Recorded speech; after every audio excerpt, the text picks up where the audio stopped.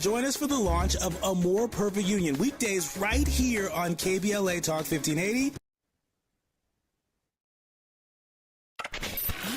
We've got a lot to talk about. I'm Reverend Gerald, the life coach. Is someone you love? Acceptance of the terms of a hostage deal with Hamas late on Tuesday reflected the intense pressure brought by the Biden administration to reach an agreement that would free some of those held by the armed group and produce potential longer-term opportunities to de-escalate the conflict. The initial approval of the deal by the Israeli cabinet came after a secret cell of top aides to President Biden worked furiously over the past several weeks on a web of negotiations involving Qatar, Egypt, and Israel, an effort hampered by communications outages in Gaza and a series of last-minute disputes that derailed the talks. As advertisers continue to back away from X following concerns around anti-Semitism on the platform, tech billionaire Elon Musk and his supporters are digging in their heels. In the past 6 days, Musk has launched a lawsuit against a progressive watchdog organization engaged with long debunked conspiracy theories about a pizza shop, and he has boasted about a graveyard of his enemies. Meanwhile, conservative politicians and influencers have rallied to his side with kind posts to his social media platform. They've even given him money, and there is now a GOP-led attorney general's investigation. Seeking to extend their unbroken winning streak, abortion rights supporters are already deeply entrenched in efforts in at least 9 states to put the issue on the ballot in 2024. Groups have begun collecting signatures to let voters in these states decide on similar initiatives. The latest victory for the movement was in Ohio, where voters enshrined abortion rights in the Constitution of the Republican-leaning state. And Oscar-winning actress Susan Sarandon and Scream franchise actor Melissa Barrera have been dropped by Hollywood companies after they both made comments about the Israel-Hamas war that drew scrutiny and accusations of anti-Semitism. Sarandon was dropped by the United Talent Agency after she made remarks at a pro-Palestinian rally in New York last week.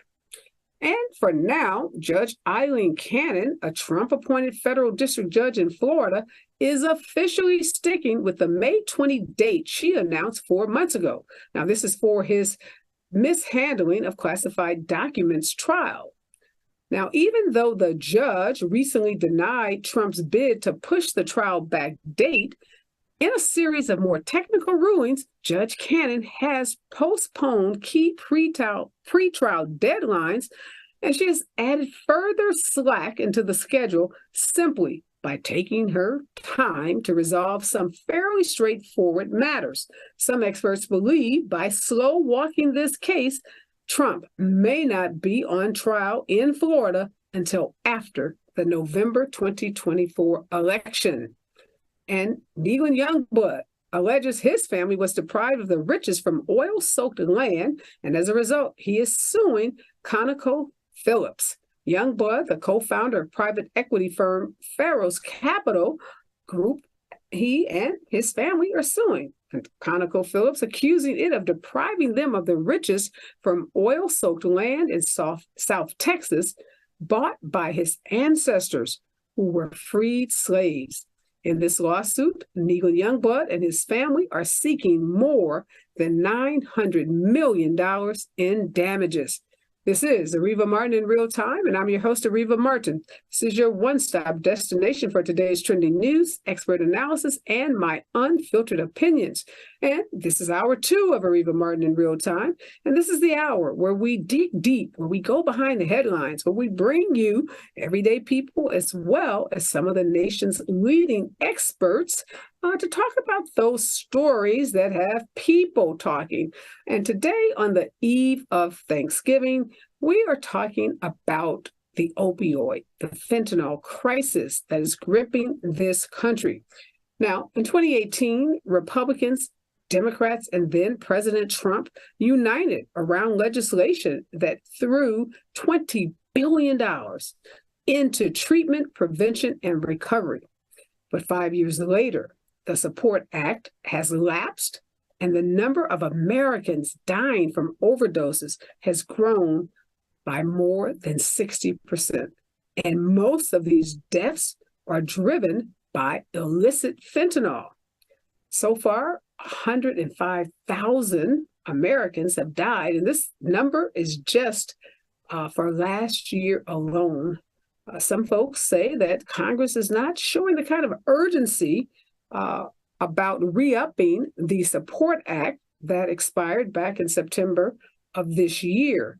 And some folks are asking, is this because of partisan, wrangling or the dissension that we see in our government between Republicans and Democrats? Is that the holdup that's preventing Congress from reauthorizing this very, very important act that has been responsible for pouring billions of dollars into treatment from fentanyl and opioid addictions?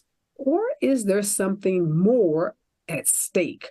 We're going to ask an expert when we come forward what is driving what appears to be this hesitation and this lack of urgency on the part of our government to address this incredible crisis that is gripping pretty much every community across the United States. Stay with us. KBLA Talk 1580. We've got a lot to talk about.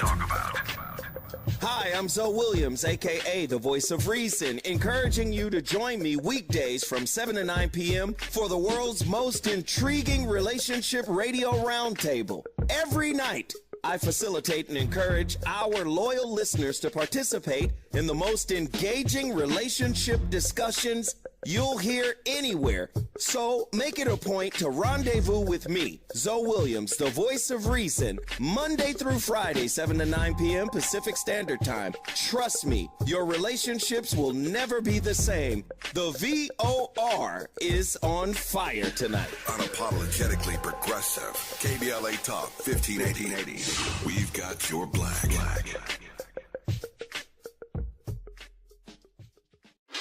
Pick up the brand new flavor in your head. Race, social justice, sports, politics, art, music, culture. We do it all on the D.L. Hughley Afternoon Show. If you're not tuning in, then you are definitely missing out. It's the D.L. Hughley Afternoon Show, weekdays from 2 to 4 only on unapologetically progressive KBLA Talk 1580. Like a brand new flavor in your head.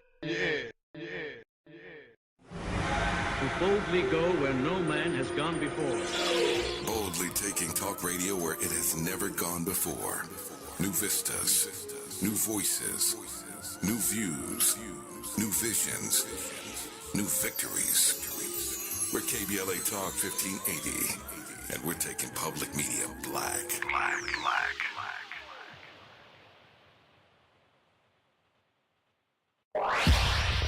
Follow the leader. KBLA Talk 1580. Follow the leader. If you're not following KBLA Talk 1580 on all of our socials, then you're missing out.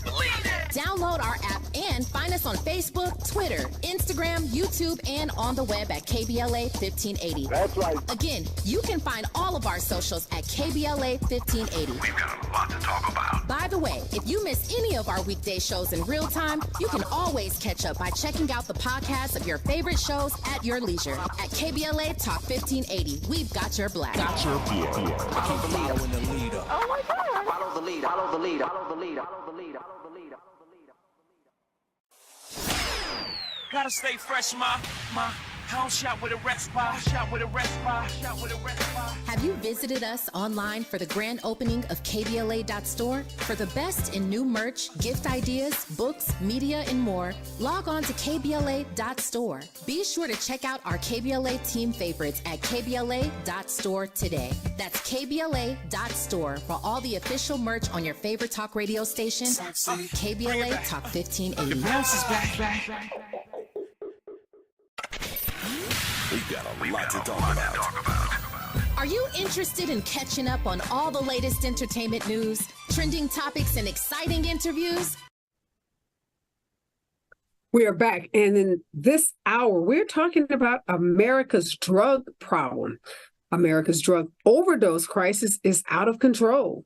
And despite a bipartisan desire to combat it that we saw in 2018, we are finding that addiction fighting programs are failing. In this hour, we're going to talk to Dr. Cara Poland. She's a nationally recognized board-certified addiction medicine doctor about why America can't get its arms around this crisis that is claiming the lives of so many people, both in rural and urban communities throughout this country. Welcome and thank you, Dr. Poland, for joining me in this hour, and thank you for the work that you do on this really, really important topic. I want to start by just kind of level setting and giving listeners and viewers some of the magnitude of our fentanyl and opioid crisis and problem in this country. You know, I always tell people that when we look at those numbers that you mentioned, that over 100,000 people died last year of an overdose. That's just an overdose, right? When we look at that, would be like saying for people that have hypertension, that the only cause of death that we are going to talk about is if they die of a heart attack, and not if they die of a stroke, not if they die of kidney disease, not if we're only taking one piece of the puzzles. And that's the number that we say. So when we say over 105,000 people, it's actually more than that, because we're not taking into account other causes of death, like somebody who dies of an infection related to their injection drug use. So the magnitude of the problem is just astronomically huge. And we know that in terms of the workforce to treat people with a substance use disorder, for every one addiction medicine physician, there's 7,000 patients. And to put that into some context, for every one cardiologist, there's about 2,500 patients. And we know that it can be really hard to get in to see a cardiologist. So imagine it's, 2 to 3 times harder to get in to see your addiction medicine specialist. So we know that fentanyl is the leading cause of overdose deaths in America, and you just put it in context that, it's not just that overdose number, it's all of those other reasons that, people die as a result of fentanyl use. Also, I think it's important to note that fentanyl is a powerful synthetic opioid that's 50 times stronger than heroin and up to 100 times stronger than morphine. I've seen some stats that say that the majority of fentanyl-related deaths are accidental because of counterfeit prescription pills are being laced with lethal doses. Talk to us about that. I mean, because we hear a lot about people overdosing because they took something that they didn't know was laced with fentanyl. So they may take, again, these counterfeit prescription pills. How big of an issue is this problem, Dr. Poland? So the drug dealers, the drug cartels have gotten really good at mimicking pharmaceutical-based opioids. And so when somebody may think that they're getting OxyContin, or they think they're getting, even an Adderall, so even when they think that they're getting something like a stimulant, not intending to have any opioids, it can be laced with fentanyl. So we definitely have seen people who have died even on first try of using Adderall, say, an 18-year-old child who's in undergraduate school and decides that they're going to take an Adderall to study for a big exam, and they die because it actually does have fentanyl in it. So it's really scary out there. You kind of have to be on your toes there. Many drug safety programs or harm reduction programs offer testing of drug supply to ensure that people know what they're getting if they are using. But we really, in the field of addiction, want to focus on prevention as much as possible. So, okay, you just made a great point that a student in school may be thinking they're taking some kind of what may be commonly known as an upper, something that's going to help them stay awake so they can study 24 hours, cram for some exam, and it's laced with fentanyl. Fentanyl is a class of opioids, but fentanyl on its own is often prescribed, right? If you have a car accident or you have some serious injury, you're in the hospital, you're in a lot of pain. Is fentanyl a drug that is still being prescribed for pain, reduction or pain management? Yes, fentanyl is a what we call a Schedule II medication, which means that there are known medical uses, and so it is sometimes used in things like anesthesia because it has what we call a short half-life, so it doesn't last super long in the body. So if we need to wake somebody up from anesthesia, we can. It's also used, as you mentioned, for pain medication. It is used in end-of-life care and palliative care as well. It comes in like a sort of, it almost looks like a lollipop or a sucker type of thing. So for somebody who's end of life and they can't swallow, it can be kind of rubbed in their mouth to give them some pain control. So it does have medicinal properties, but the problem with the illicit supply is they change one or two things, one or two atoms, one or two little pieces on that molecule, and it changes how potent it is. And so it can be, fentanyl plus in terms of what we get pharmaceutically. And when you get a pharmaceutical grade medication, there's a vetting process. There's a monitoring process that the FDA does. There's control in terms of the manufacturer. So when I, as a doctor, if I were to write a prescription for fentanyl, I write a dose, a route, amount, a frequency, a number of tablets or a number of doses that you get, whether or not there's refills, and that's all, kind of closely monitored over time. So it's very different because you don't know what potency fentanyl you're getting because we have many different synthetic fentanyls, and you don't know what it might be mixed in. When something's manufactured in a manufacturing plant that is monitored and is subject to random monitoring by the FDA, there's a level of professionalism, right? And when you have a drug dealer who maybe is not just dealing stimulants but also dealing opioids, maybe has some marijuana as well, they're not sitting there making sure that those piles are separate on the table, right? So there's more likely for unintentional and intentional mixing. I know in my area we see about 70% of our illegal or illicit marijuana actually is contaminated with another drug. And okay, that's a good point, because oftentimes people think marijuana is obviously a much safer drug than taking any kind of pill or using heroin. And you're saying in your area, lots of the marijuana, or 70% of the marijuana that you see in your area, is laced with fentanyl?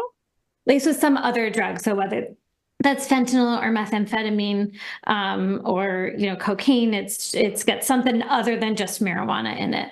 For the illicit supply, I am a recreationally legal state as well as I know California is. So the things that you buy from a marijuana store are usually safer.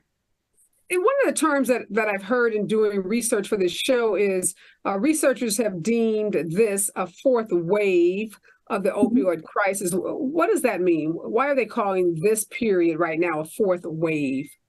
So we've had multiple kind of things that have happened. We had a wave where where the addiction crisis was predominantly driven by prescription medication. We had a wave where it was predominantly driven by heroin, and then we had a wave where it was prominently driven by these synthetic fentanyls. And in this fourth wave, we're seeing fentanyl along with stimulants as being the thing that is killing people.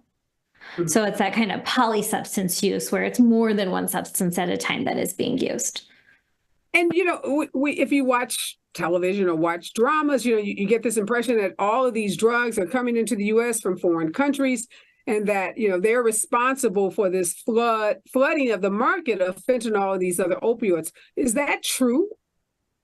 That's definitely true in part. We do have a lot that comes from overseas. We do have some that is manufactured here in the United States. But the other thing to think about is, why is there this drive to substance use in the United States? And a lot of us in the addiction field have been talking for decades about the influence of isolation and loneliness on the drug epidemic. We live in the United States as was built upon this independent. If you work hard enough, if you do your job, you will be successful. And when we look at some other cultures and throughout the world, we know that like in Europe, they're very kind of family centered. In Africa, they're very kind of community, small groups or tribe centered.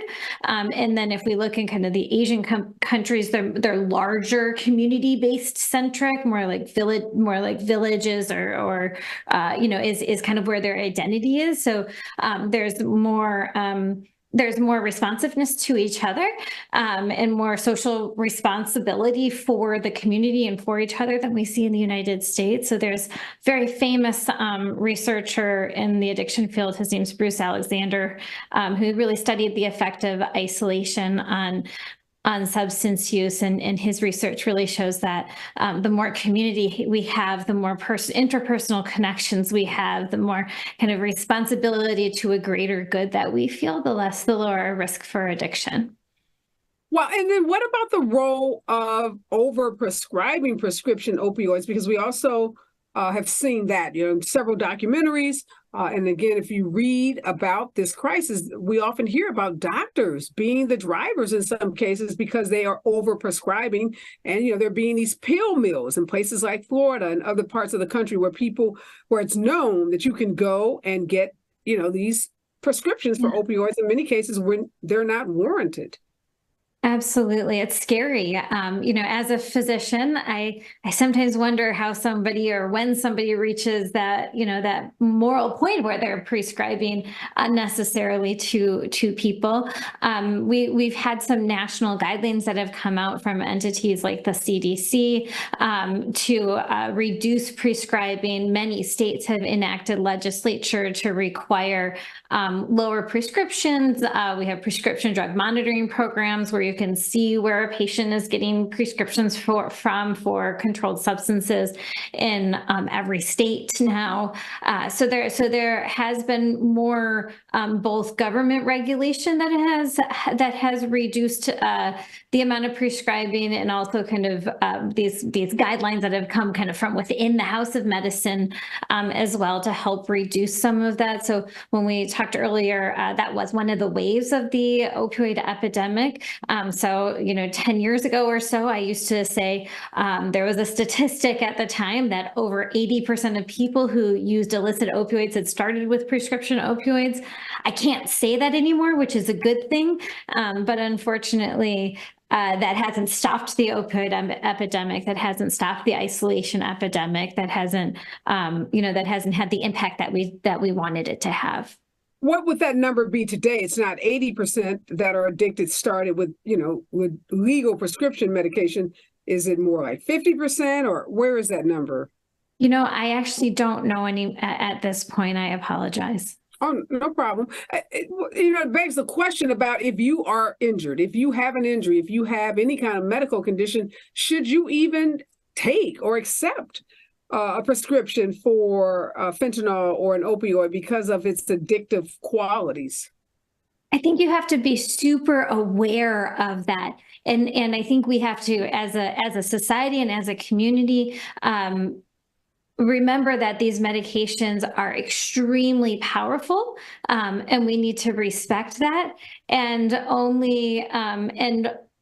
only use them at kind of the lowest possible effective dose for the shortest duration, with the understanding that if this turns into a chronic issue, that being on opioids in the long term can actually make your pain worse, not better.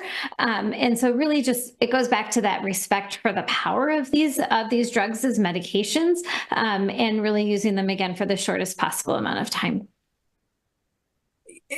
I guess, again, I'm just thinking about all the studies I've seen, all the shows that I've seen on television about how drugs are prescribed and to what communities. Is there any data out there that looks at how these prescription drugs are made available in different types of communities, whether it's separated by race or separated by socioeconomics? Because, again, some of the documentaries and stories suggest that, rich white people in certain communities are oftentimes given certain kinds of opioids, where poor people of color in certain communities are less likely to have access to those prescription meds. Is there any data around that? No, that's exactly right. That is what the data shows, is that persons of color, persons that are in lower socioeconomic classes are less likely to receive medication. And particularly people in higher socioeconomics who are white and female are the most likely to receive both pain medications as well as anti-anxiety medications like benzodiazepines such as Xanax. But what about, the use of these illicit opioids in Black and brown communities? Because we know, in the 90s, there was this crack epidemic that really ravaged Black communities. Are we seeing the opioid crisis have that same, deleterious effect on the Black community as we saw in the era of the crack?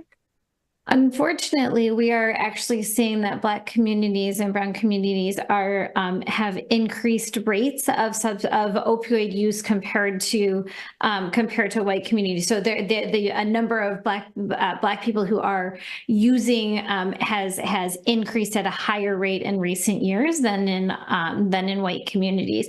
So what started as truly predominantly a white epidemic in terms of the opioid crisis has spread beyond that into our Black and brown communities.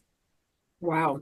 When we come forward, I want to talk about treatment. And I know there's a pilot program in California for stimulant users, some controversial treatments that involve the use of financial incentives. I want to get your opinion on those treatment programs and what we should be doing as a country to combat the opioid epidemic that is ravishing communities across this country. Stay with us, KBLA Talk 1580. We've got a lot to talk about.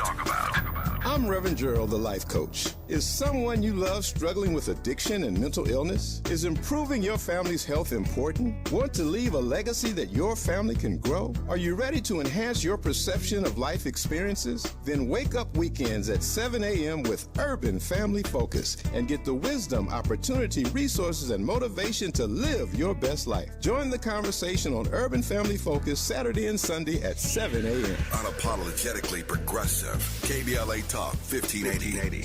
We've got your black.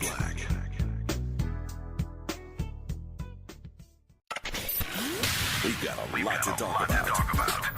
Race, culture wars, political turf battles, criminal justice and injustice, the courts. These are the conversations you won't hear elsewhere. My guests are leading journalists, celebrities and sports figures, elected leaders and influencers. They aren't afraid to get into it and say the quiet part out loud. With Areva Martin in real time, your commute just became the most engaging part of your day. Tune in weekdays from 4 p.m. to 6 p.m. or find us on YouTube. Areva Martin in real time, when you want it straight, no chaser. Unapologetically progressive. KBLA Talk 1580. We've got your black. We've got a lot to talk about. Hi, I'm Zoe Williams, a.k.a. the voice of reason, encouraging you to join me weekdays from 7 to 9 p.m. for the world's most intriguing relationship radio roundtable. Every night, I facilitate and encourage our loyal listeners to participate in the most engaging relationship discussions you'll hear anywhere. So make it a point to rendezvous with me, Zoe Williams, the voice of reason, Monday through Friday, 7 to 9 p.m. Pacific Standard Time. Trust me, your relationships will never be the same. The VOR is on fire tonight. Unapologetically progressive. KBLA Talk 1580. We've got your black.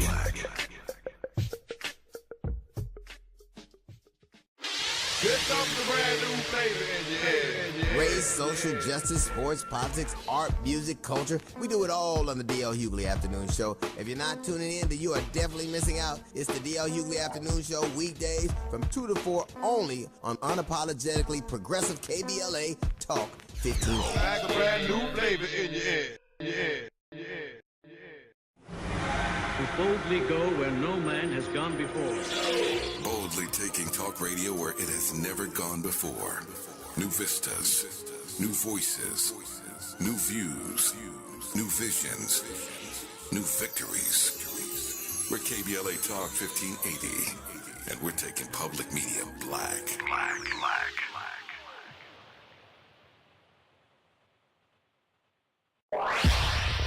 Follow the leader. KBLA Talk 1580. Follow the leader. If you're not following KBLA Talk 1580 on all of our socials, then you're missing out. Download our app and find us on Facebook, Twitter, Instagram, YouTube, and on the web at KBLA 1580. That's right. Again, you can find all of our socials at KBLA 1580. We've got a lot to talk about. By the way, if you miss any of our weekday shows in real time, you can always catch up by checking out the podcast of your favorite shows at your leisure. At KBLA Talk 1580, we've got your black. Follow the leader. Oh my God. Follow the leader. Follow the leader. Follow the leader. Follow the leader. Follow the leader.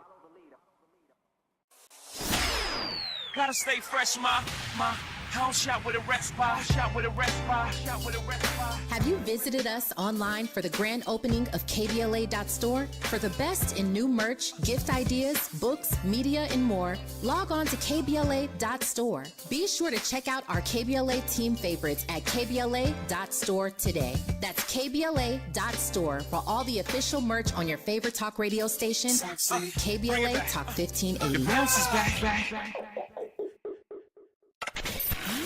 We've got a lot to talk about. Are you interested in catching up on all the latest entertainment news, trending topics, and exciting interviews? I got you. Tune in to The Raw Report with Robin Ayers, Monday through Friday, 6 to 7 p.m. I'm your host, Robin Ayers. Join me every weekday with some of the best entertainment contributors in the business as we break down what's going on, who's got next, and what not to miss. Only on The Raw Report with Robin Ayers. Unapologetically progressive. KBLA Talk 1580. We've got your black.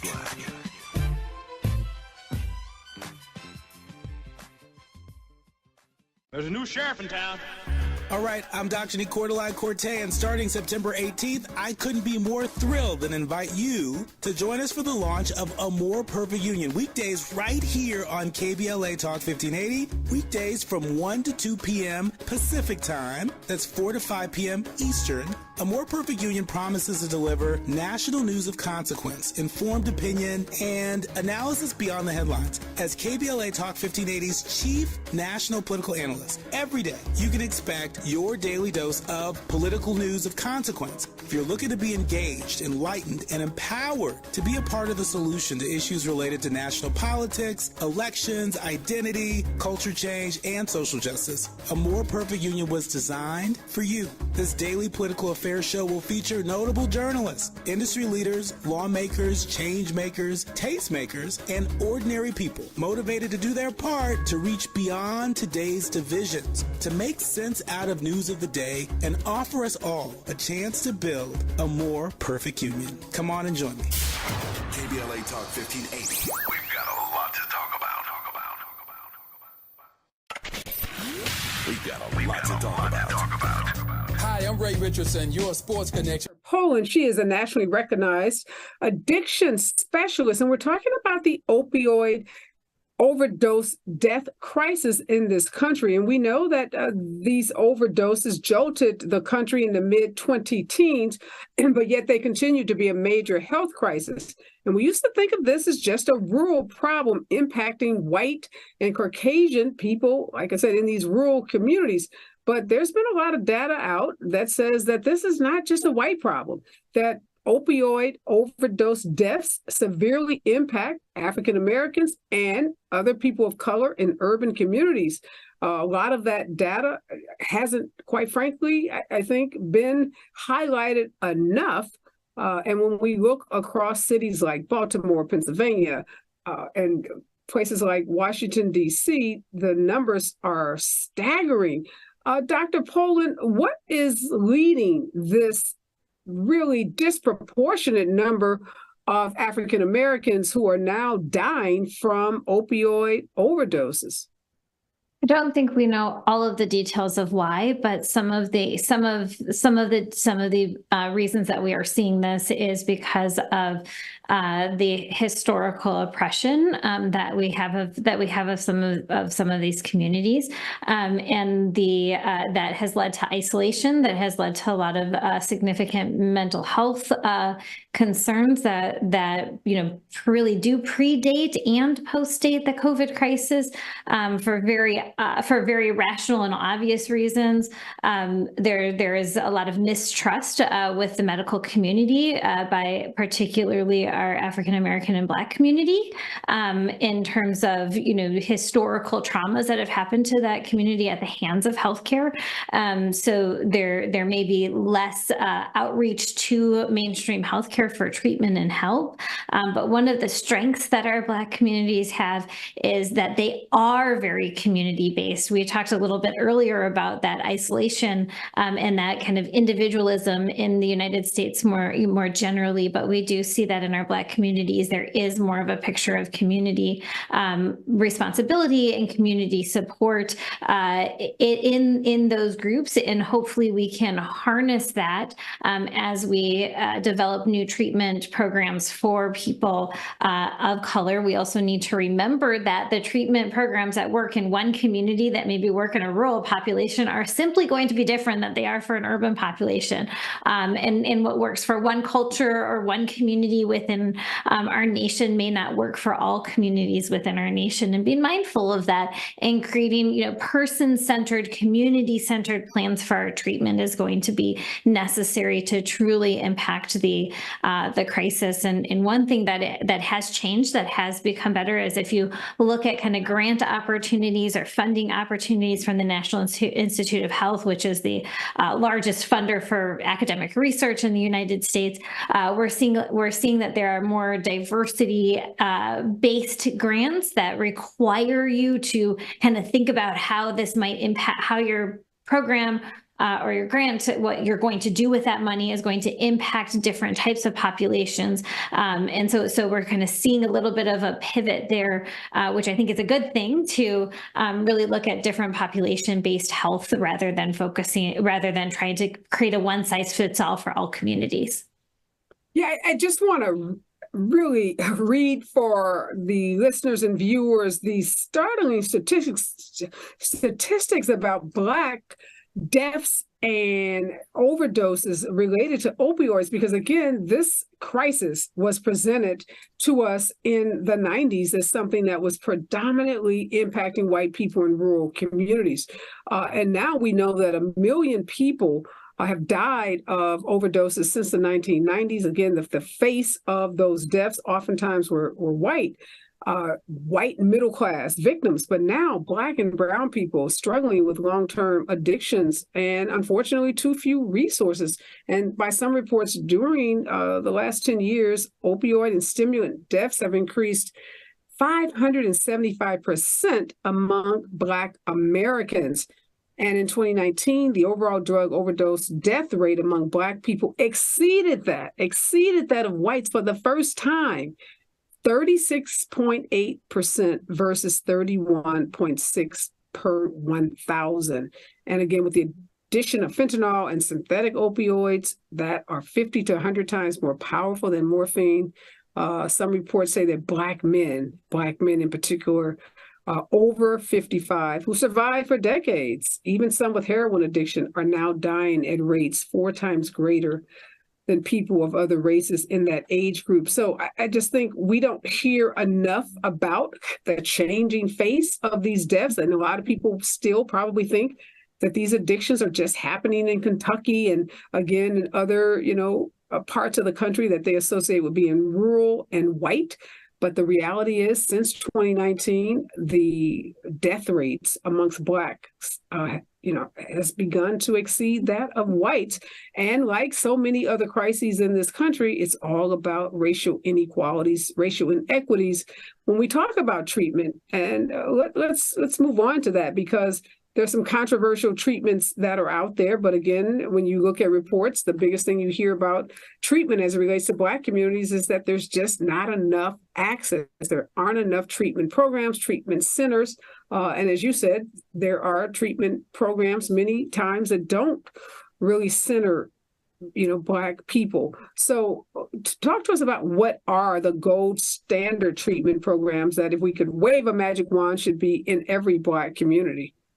So we would want something that is community responsive, right? Something that the community helps that the community that we're serving as the healthcare system meets with that community, so that we know that it has the resources that are needed in that community, whether that's by doing focus groups or understanding what the needs of that of what that area are in terms of kind of those social determinants of health, access to, if you have to make a decision between purchasing your medication or buying food for your children, well, you're going to buy food for your children. So are there enough resources for people who don't have enough food? Because we know that 1 in 6 Americans doesn't have enough food. So that's going to walk into your clinic every day, right?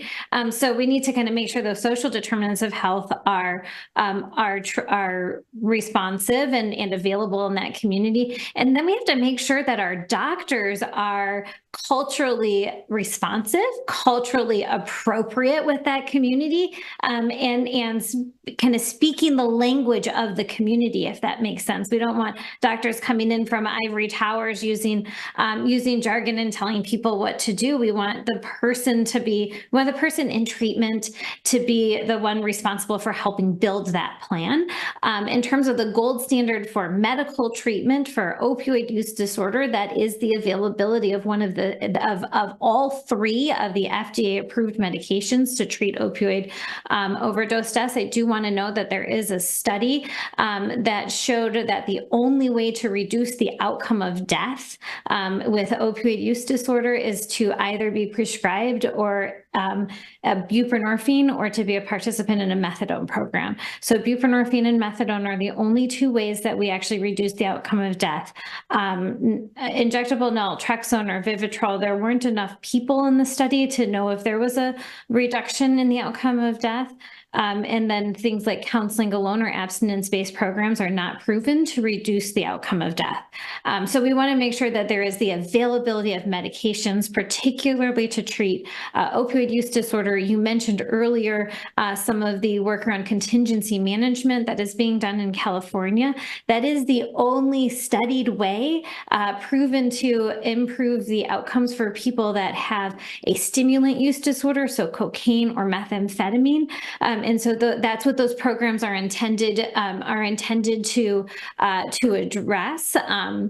And we use kind of that contingency. Why are those programs, that contingency management program, why is that considered controversial? Because some people don't think it's appropriate for us to pay people to be compliant with their medical treatment. So explain how the program works. So with contingency management, you give people kind of small monetary rewards. Sometimes they're actually, in the original contingency management was they would give people coupons for like McDonald's Big Macs or French fries or things like that. So, not high value in dollar amount, but, that has other health issues. So we stopped doing as much of that. So now a lot of programs use tickets, and then they have a drawing for something like an iPad or an iPhone or a gift card for a local restaurant, something to kind of incentivize people to come, and they receive a ticket when they have a urine drug screen that is negative for stimulants, or when they attend their counseling sessions, when they engage in the program in different ways. So the thinking is, you have an addiction, you should want to get clean, and the state should not be paying you money, whether it's $1 or $5 or $20, to do something that is going to benefit your own health. Is that right? The thinking? That's definitely the thinking, but we also have to, what the counter argument is also that we would spend much more money in treating the complications of having a substance use disorder, not to mention the societal costs of, the fact that there's higher morbidity, higher mortality, reduced ability to be a contributing member of society. Often people that have a substance use disorder over time, when they have an actual substance use disorder, they one of the hallmarks of it is they lose some of their social responsibilities, and that may include being able to work. So we lose some of that social kind of capital that we use as a country as well.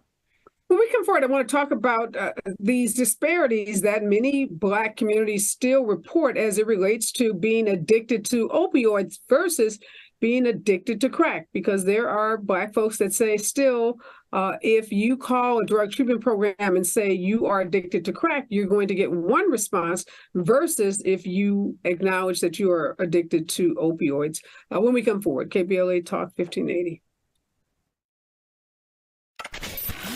We've got a lot to talk about. Hi, I'm Zoe Williams, aka the voice of reason, encouraging you to join me weekdays from 7 to 9 p.m. for the world's most intriguing relationship radio roundtable. Every night, I facilitate and encourage our loyal listeners to participate in the most engaging relationship discussions you'll hear anywhere. So make it a point to rendezvous with me, Zoe Williams, the voice of reason, Monday through Friday, 7 to 9 p.m. Pacific Standard Time. Trust me, your relationships will never be the same. The VOR is on fire tonight. Unapologetically progressive. KBLA Talk 1580. We've got your black.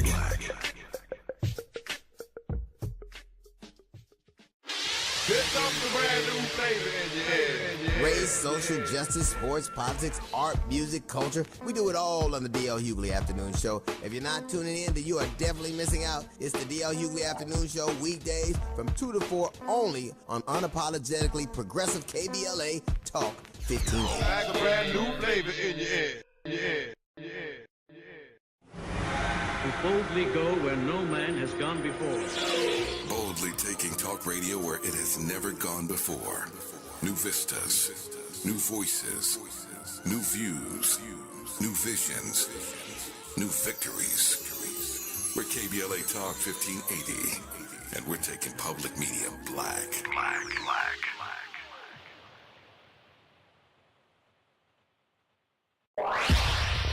Follow the leader. KBLA Talk 1580. Follow the leader. If you're not following KBLA Talk 1580 on all of our socials, then you're missing out. Download our app and find us on Facebook, Twitter, Instagram, YouTube, and on the web at KBLA 1580. That's right. Again, you can find all of our socials at KBLA 1580. We've got a lot to talk about. By the way, if you miss any of our weekday shows in real time, you can always catch up by checking out the podcast of your favorite shows at your leisure. At KBLA Talk 1580, we've got your black. Follow the leader. Oh my God. Follow the leader. Follow the leader. Follow the leader. Follow the leader. Follow the leader. Gotta stay fresh, my house shot with a rest bar, shot with a rest bar, shot with a rest bar. Have you visited us online for the grand opening of KBLA.store? For the best in new merch, gift ideas, books, media, and more, log on to KBLA.store. Be sure to check out our KBLA team favorites at KBLA.store today. That's KBLA.store for all the official merch on your favorite talk radio station, KBLA Talk 1580. The bounce is back. We've got a lot to talk about. Are you interested in catching up on all the latest entertainment news, trending topics, and exciting interviews? I got you. Tune in to The Raw Report with Robin Ayers, Monday through Friday, 6 to 7 p.m. I'm your host, Robin Ayers. Join me every weekday with some of the best entertainment contributors in the business as we break down what's going on, who's got next. We are back and we're talking about this nationwide crisis, particularly a crisis in the Black community of opioid overdose deaths. And we know, Dr. Poland, that this nation historically has been reluctant to treat addiction as a healthcare issue rather than a criminal justice one. And we know more than we know that this has particularly been the issue in Black communities, particularly during the 1990s with crack cocaine. And we saw these incredibly harsh sentences that were meted out for African Americans who were caught up in the criminal justice system and accused of any kind of, drug dealings. Folks were going to jail for literally 20, 30, 40 years when they had addictions. And, there's a sense that when opioid became a crisis, particularly in rural white parts of the country, the country was ready to treat it as a health condition rather than as a criminal justice issue. But here we are now with Black people still feeling as if they cannot gain access to treatment. And some studies out there that's saying that Black patients are half as likely to be referred to treatment programs as white patients, and that they still face criminal charges and a criminal justice system because of addiction at far greater rates than white people. How do we change that? We have to change that from the ground up. We have to change some of the sentencing requirements. We have to work towards auditing how our criminal justice system functions and works. We know that Black men, regardless of what the crime is, are more likely to be found guilty than white men, and that has been pervasive in our society. And so we need to address some of those root causes. We need to hopefully change some of these sentencing laws, some of these minimum sentencing laws, as you were referencing, disproportionately impacted Black communities where crack cocaine was more common. The sentencing for crack cocaine was much harsher than it was for powder cocaine, and which was more common in white communities. And there have been statements made previously, decades ago, from people that were responsible for kind of the outbringing of the war on drugs, that it was intended to disproportionately affect marginalized communities. And so we need to reverse it. We need to reverse that. We need to acknowledge that. And we need to go back and look at some of the sentencing that has happened to the people that are currently incarcerated. We cannot incarcerate our way out of the opioid crisis. Jails should not be a predominant place to get treatment. We, as a healthcare system nationwide, need to elevate the treatment of addiction, make sure that it becomes part of just the general education for all of our healthcare providers, from doctors and nurses to social workers, and make sure that it is just part of mainstream medicine. We know that addiction functions most similarly to a chronic disease. If we look at the relapse rates for diabetes, hypertension, and asthma in relation to substance use disorder, they have the same rate of relapse, of return to kind of pre-treatment status, whether you're looking at diabetes, hypertension, asthma, or a substance use disorder. So when we walk into that room with a person with a substance use disorder, we don't want to call it a treatment failure. We don't want to say, oh, well, clearly this doesn't work for you. We want to find out what happened, right? What can we do to better support you? Where did we in this partnership with you? So we as a team, not you versus me, where did it go wrong, right? Like, how can we better support you? Do you need a higher level of care? Do you need more supports? Do you need different supports? Was it something that happened, right? Things that happen in our life can cause stress, and stress leads to, you're more common to relapse, whether it's your diabetes and you stop following that carbohydrate diet, right? Or it's a substance use disorder and you cope with, a major life crisis, such as like the death of a parent or a grandparent or a child, maybe with eating unhealthily if you have diabetes, but you might cope with that by using opioids if you have a substance use disorder. And we need to equalize that in healthcare, and just know that my job as a physician is to support my patients to live the healthiest life that they can through whatever means that they have at their disposal when they're ready for those different interventions, and to try to kind of move them toward that readiness for change. Well, I am very, very grateful to you, Doctor, for the work that you're doing for, recognizing the disparities in our healthcare system and the disparities in the treatment of people who are who are addicted to these deadly substances. But I have to tell you, I'm not very hopeful. In fact, I'm a little sad and depressed with this conversation, not because of anything you said. You've been wonderful, but just looking at all this data, because we know that when something takes on the characteristic that it impacts Black communities more than white communities, like, our homeless crisis that we have across this country, and now this opioid crisis, it just, the pervasive racism and systemic racism that we have in all of our institutions suggests that the intense attention and the resources and dollars that perhaps were poured into this when this was thought to be a white crisis, now that it's taken on, a face of Black America, or now that Blacks are dying at greater rates and getting addicted at greater rates,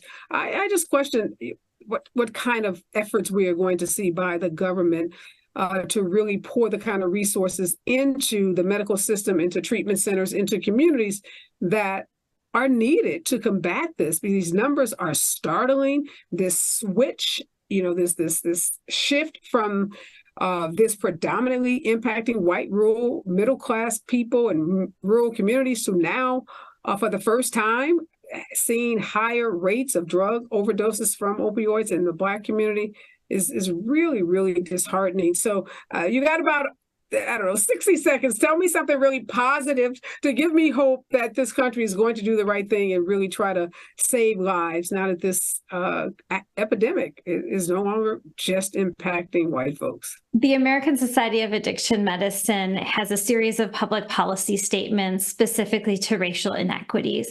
I am the current chair of the Public Policy Rating Committee, but I was not the chair when these policies came out, just to be fully transparent.